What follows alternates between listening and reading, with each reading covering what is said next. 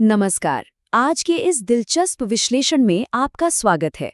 हम इंसानों की एक बहुत ही आम आदत होती है। जब भी हम किसी काम में फेल होते हैं तो सबसे पहले अपनी किस्मत को दोष देते हैं।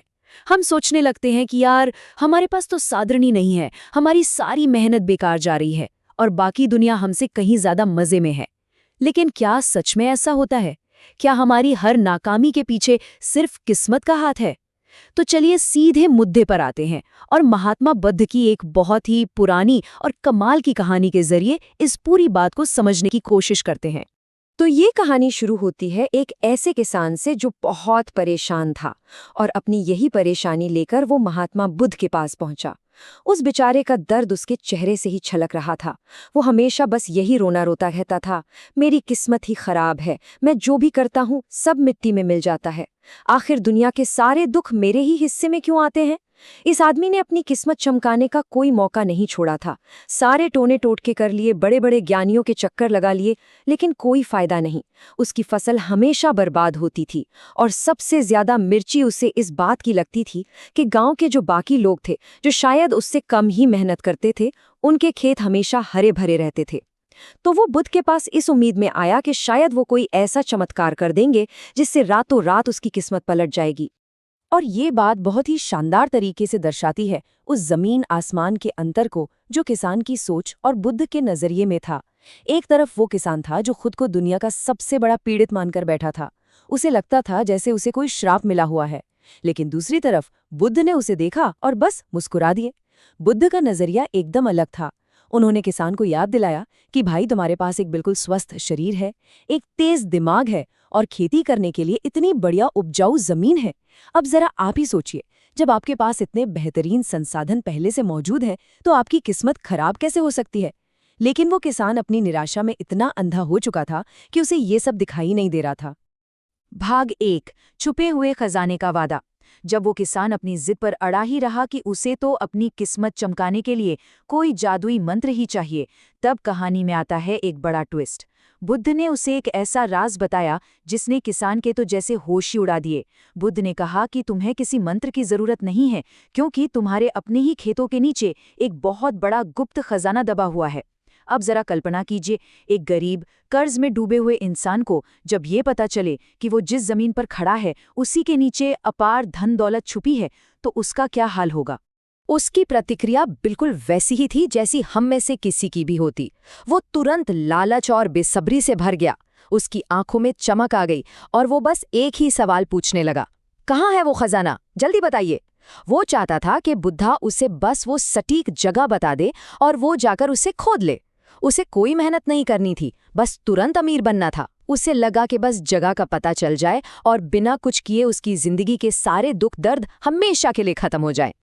लेकिन महात्मा बुद्ध भी इंसानी दिमाग की चालों को बहुत अच्छी तरह समझते थे।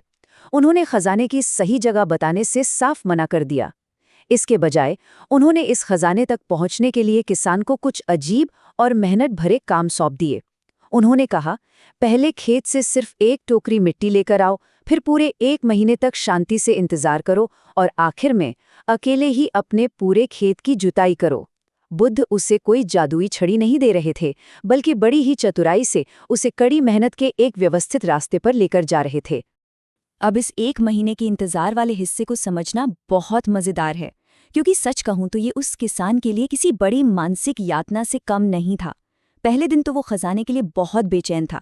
15वें दिन तक आते आते उसका दिमाग ख्याली पुलाव पकाने लगा था कि वो शहर का सबसे अमीर आदमी बन जाएगा और कैसी शानदार जिंदगी जिएगा। उसका पूरा फोकस बस भविष्य के उस खजाने पर था, आज के काम पर नहीं। और फिर फाइनली पूरे 30 दिन की तड़प के बाद वो अपनी इच्छाओं को जैसे तैसे कंट्रोल करते हुए पहली टोकरी मिट्टी लेकर बुद्ध के पास पहुंचा, ये सोचकर कि चलो अब तो खजाना मिल ही जाएगा। और यहीं से शुरू होता है भाग 2, मेहनत और सही समय की अहमियत। खेत की जुताई करने के बाद भी जब किसान को कोई खजाना नहीं मिला, तो बुद्ध ने उसे जिंदगी का एक और बहुत गहरा सबक सिखाया। उन्होंने उसे समझाया कि देखो, केवल पसीना बहाना या खेत जोत देना ही काफी नहीं है। आपको उस मेहनत को सही दिशा में और सही तरीके से लगाना भी आना चाहिए। तो यहाँ सबसे अहम बात यह है कि समय का क्या रोल होता है। जब बुद्ध ने किसान से कहा कि अब अपने जुते हुए खेत में अच्छे क्वालिटी के बीज डालो, तो किसान आनाकानी करने लगा। वो बोला कि अभी बीज थोड़े महंगे हैं, अगर मैं कुछ समय रुककर खरीदूंगा तो मेरे पैसे बच जाएंगे। और यहीं पर बुद्ध ने सफलता का एक अचूक नियम बताया। अगर सही काम सही समय पर ना किया जाए तो उसका फल कभी नहीं मिलता। जरूरी कामों को टालने का मतलब है अपनी ही मेहनत पर पानी फेरना। बुद्ध की ये बात किसान के दिमाग में बैठ गई और उसने सही समय पर बीज बो दिए। बीज बोने के बाद बुद्ध ने उसे कुछ आखिरी और सबसे मुश्किल टास्क दिए। बुद्ध ने सख्त हिदायत दी कि अब तुम्हें पूरी लगन से इन फसलों को पानी देना है, इन्हें हर तरह की बीमारियों और कीड़ों से बचाना है और ये पक्का करना है कि हर एक बीज पूरी तरह से बड़ा हो। इसके साथ ही एक बहुत बड़ी चेतावनी भी थी। बुद्ध ने साफ कर दिया कि अगर इन फसलों को जरा सा भी नुकसान पहुंचा तो वो खजाना कभी भी तुम्हारे सामने नहीं आएगा। बस फिर क्या था, किसान आधा डर से और आधा खजाने के लालच में दिन रात इस काम में पूरी तरह से जुट गया। उसने अपनी फसलों पर कोई आंच नहीं आने दी। और जानते हैं इसका नतीजा क्या निकला? उसे अपनी पूरी जिंदगी बदलने के लिए सिर्फ इस एक शानदार लहलहाती फसल की ही जरूरत थी। जी हाँ, केवल एक फसल। ये पूरे गांव में सबसे जबरदस्त फसल थी और इसी एक अकेली फसल ने उसके सारे पुराने कर्ज चुकता कर दिए और उसे वो आर्थिक आज़ादी दे दी जिसके वो सालों से सिर्फ सपने देख रहा था।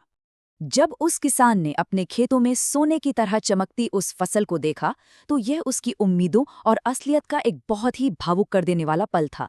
उसने तो मिट्टी में गड़े हुए सोने के सिक्कों और गहनों के बक्से की उम्मीद की थी, लेकिन असलियत में उसकी अपनी अथक मेहनत से उगी वो शानदार और उसे कर्ज मुक्त करने वाली फसल ही वो असली खजाना थी।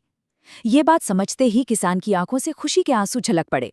उसे गहराई से ये एहसास हो गया कि बुद्ध ने किस खजाने का लालच देकर उससे ये सब करवाया था। वो इंसान पूरी तरह से कृतज्ञता से भर गया और वापस बुद्ध के पास गया। उसने उनके चरणों में गिरकर उन्हें धन्यवाद दिया, लेकिन उसके मन में अभी भी एक सवाल अटक रहा था। उसने बुद्ध से पूछा, हे तथागत, जब ये जमीन हमेशा से मेरे ही पास थी तो मुझे ये सफलता पहले क्यों नहीं मिली? और यहीं से हम बढ़ते हैं भाग 3 की ओर, कर्म का असली अर्थ। यहाँ से हम इस पूरी कहानी के सबसे गहरे और दार्शनिक निष्कर्ष पर पहुँचते हैं। बुद्ध ने उसे बहुत ही शांति से एक कमाल का जवाब दिया। उन्होंने कहा, सबसे बड़ा खजाना तो ये मानव शरीर ही है। इसके जरिए हम इस दुनिया में जो चाहें वो हासिल कर सकते हैं। बुद्ध ने उसे समझाया कि पहले वो बिना सही मेहनत किए सिर्फ अपनी किस्मत का रोना रो रहा था। वो बिना कुछ किए ही बेस्ट रिजल्ट चाहता था। उसने अपने पास मौजूद सबसे बड़े हथियार और सबसे बड़े खजाने यानी अपने शरीर और अपनी क्षमता को तो पूरी तरह से नज़रअंदाज कर दिया था और वो बस शॉर्टकट ढूंढ रहा था। अब इस स्लाइड में जो बात सच में बहुत दिलचस्प है वो ये है कि ये किस्मत की हमारी उस सदियों पुरानी परिभाषा को ही जड़ से उखाड़ फेंकती है। किस्मत कोई जादुई ताकत नहीं है जो आसमान से टपकती है या किसी के माथे पर लिख दी जाती है। बुद्ध के अनुसार हमारे अपने ही अच्छे काम, सही दिशा में और सही समय पर किए गए हमारे प्रयास ही हमारी असली किस्मत हैं। यही कर्म हमें वो ताकत देते हैं जिससे हम अपने जीवन के लक्ष्यों को पा सकते हैं। किस्मत खराब नहीं होती मेरे दोस्त, कई बार हमारे कर्मों की दिशा खराब होती है। अगर हम इसे आज के समय से जोड़कर देखें तो ये पुरानी कहानी सीधे तौर पर हमारे आज के व्यवहार से जुड़ती है। आखिर लोग खराब किस्मत को दोष देते ही क्यों हैं? इसके पीछे कुछ बहुत कड़वे सच छुपे हैं। लोग ऐसा सिर्फ इसलिए करते हैं ताकि उन्हें अपनी जिम्मेदारी न उठानी पड़े। जब वो फेल होते हैं तो दुनिया के सवालों से बचने के लिए किस्मत को एक बहुत ही सुविधाजनक बलि का बकरा बना दिया जाता है। ऐसा करके हम ये देखने से बच जाते हैं कि हमारी मेहनत में आखिर कमी कहाँ रह गई थी।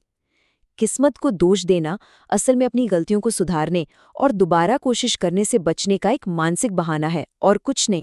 तो अंत में हम सबको खुद से ये बहुत ही ज़रूरी सवाल पूछने की ज़रूरत है, क्या हम भी उस किसान की तरह किसी चमत्कार या किसी छुपे हुए खजाने का इंतजार कर रहे हैं, बजाय इसके कि आज ही अपने खेतों में सही समय पर सही बीज बोए जाएं?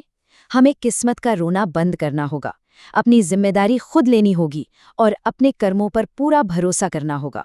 क्योंकि याद रखिए, सबसे बड़ा खजाना कहीं बाहर जमीन में नहीं बल्कि आपके अपने ही भीतर, आपके कर्मों में मौजूद है। इसी विचार के साथ हमारा आज का ये विश्लेषण समाप्त होता है। ये सोचने का विषय है कि आज आप कौन सा बीज बोने वाले हैं। इस चर्चा में हमारे साथ जुड़ने के लिए आपका बहुत बहुत धन्यवाद।